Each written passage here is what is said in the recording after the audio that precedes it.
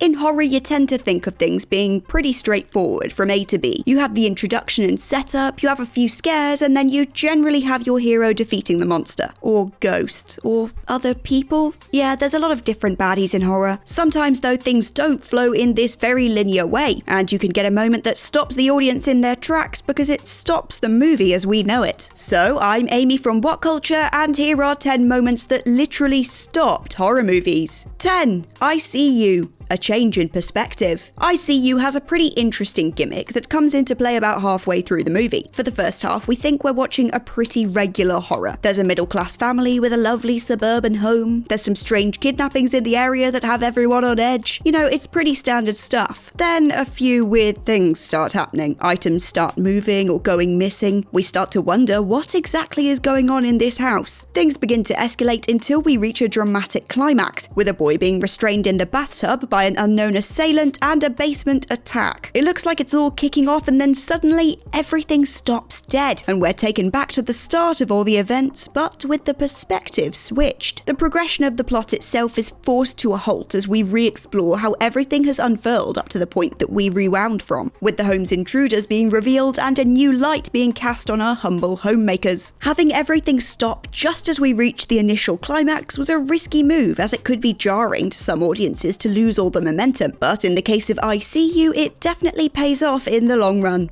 9. Fear Street 1666. A sudden change in time period. The Fear Street trilogy came to us pretty recently and has earned itself an overall good reputation. Spanning over 3 time periods and 3 separate parts, it tells the story of the seemingly cursed town of Shadyside. The final installment to the trilogy is Fear Street 1666, taking us back to Shadyside's origins and the dark secrets in one 1600s colony. Unfortunately, they decided to have the actors put on bad British accents to really hammer home the colonial time frame, but fortunately it ended up that we didn't actually have to endure them for that long. The previous 2 parts were mostly dedicated to their allotted time periods, so when Fear Street 1666 abruptly reached the end of their colonial plot and zoomed forward to modern-ish times, it was a bit of a shock. We as the audience have a sharp intake of breath and a moment of sad realization when Sarah Fear, the witch we've feared thus far, is hanged. From there, all the frenzied forward movement of the plot came to a grinding halt, punctuated by the sudden transition to 1994. It was a little disappointing to not get more of the 1666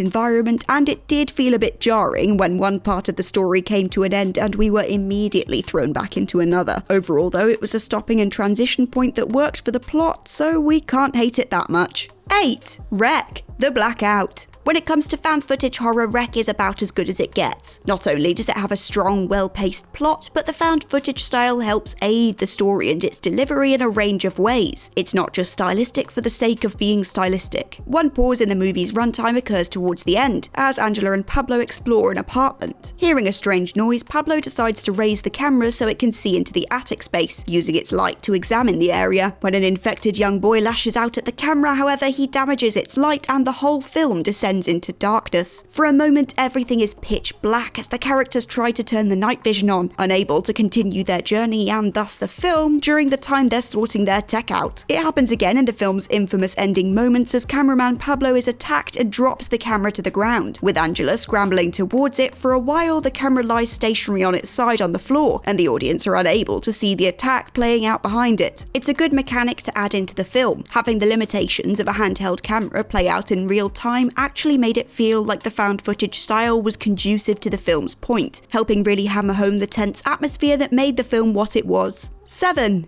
Audition. Waking Up. Audition takes everything that you took to be true about the film and its direction, and then at the very last minute spins it another very weird way. Prior to this moment, we've established that Asami is a serial killer at worst and a psycho at best. We learn she's been getting revenge on men who've done her wrong by either killing or drastically injuring them, and it seems that our central man is next on her hit list. And why is he next?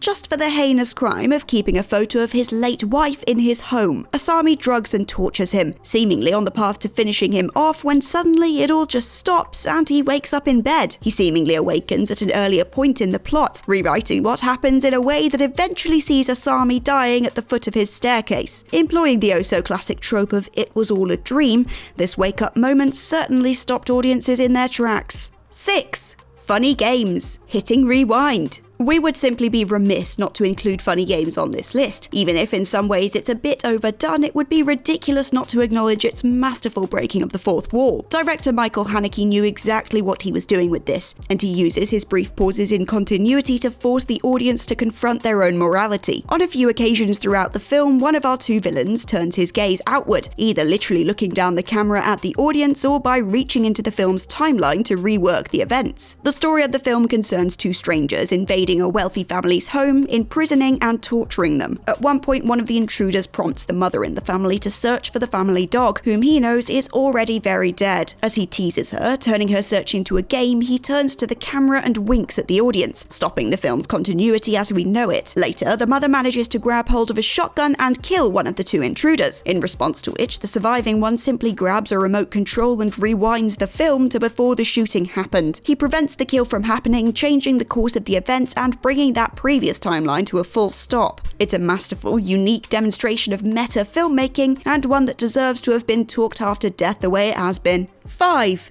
Antebellum, the cell phone rings. If you hadn't have watched the trailers for Antebellum, then you could be forgiven for mistaking it for a whole other genre from what it really is. The film opens on a Louisiana plantation where it looks to be a period drama based on the lives of the slaves, primarily Janelle Monáe's Eden. The moment that things all turn around and the tone flips is when the 1800s plantation illusion is shattered. There's been an extended period of stillness as Eden lies in bed, the night quiet outside. Suddenly, everything stops and all there is a ringtone and Eden's shocked expression. For a moment, everything is still and the whole period part of the film is shattered and moved past, as we meet Eden again in the modern day, woken up by her own phone in her own home. Suddenly, a new dimension and momentum is added to the film, and it's all off the back of a sudden moment of complete stillness and confusion. 4. Grindhouse, the fake ad break. One of the lesser appreciated Tarantino flicks, Grindhouse is served as a double feature punctuated by fake adverts. Apparently the fake ads were a product of Tarantino's wonderful brain, and his co-director Robert Rodriguez didn't even know they would be part of the film until he read about it in the papers. Prior to each segment of the film, the fake ads are shown in conjunction with vintage theatre announcements. It helps add to the double feature quality of the film, giving it a charming and unusual format. It is, unsurprisingly, fairly unusual to have a film split into two distinct subfilms, sort of like a very tiny anthology, but the addition of the adverts in the middle made the stoppage feel like it was adding to the experience rather than stubbing out the movie's momentum. Making it even cooler, each of the ads was helmed by a different acclaimed director, including Rob Zombie, Eli Roth, and Edgar Wright. The films in the fake ads ranged from a Nazi werewolf flick to a mexploitation starring Danny Trejo. The latter film, named Machete, actually ended up having a full theatrical release in 2010, directed by Rodriguez himself.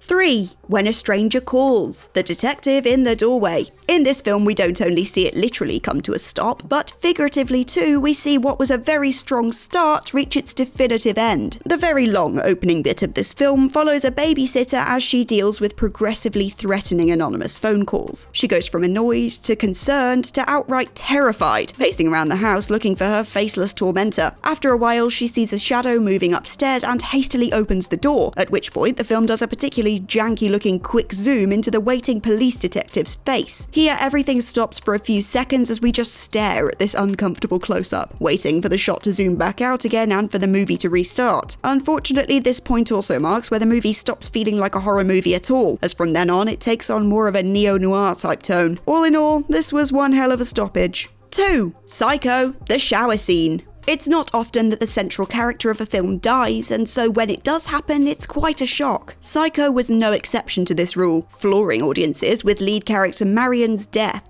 In the famous scene, we see Marion showering only to be rudely interrupted and savagely killed by Norman Bates acting in his mother persona. As she lies in the tub with the water still flowing, the audience is immersed in a moment of utter bewilderment. What's going to happen next? How can we keep moving forward without our leading character? After a frenzy of stabbing, there's suddenly no action, just the audience watching Marion as she sinks down into the tub and her eyes glaze over. Director Alfred Hitchcock has gone down in history for many of his film-related achievements, but this scene remains one of his absolute top offerings. 1. One Cut of the Dead, meta moments. Given its meta style, One Cut of the Dead has a number of moments that can take you out of your immersion to then re-enter it at a higher level. The movie is split into 3 sections, each revealing a bit more about the last. After the end of the first section, we make a complete departure from the emotional, blood-soaked scenes we've just come from and look at the behind the scenes of the in-movie movie, One Cut of the Dead. It literally calls for the credits to stop rolling as we go from an overhead shot of our crying actress back to a sunlit rooftop with cast and crew. Aside from this, there are a number of interventions in the shooting of the movie, including substituting actors, giving notes, and flashing signs about the updated direction of the film to the performers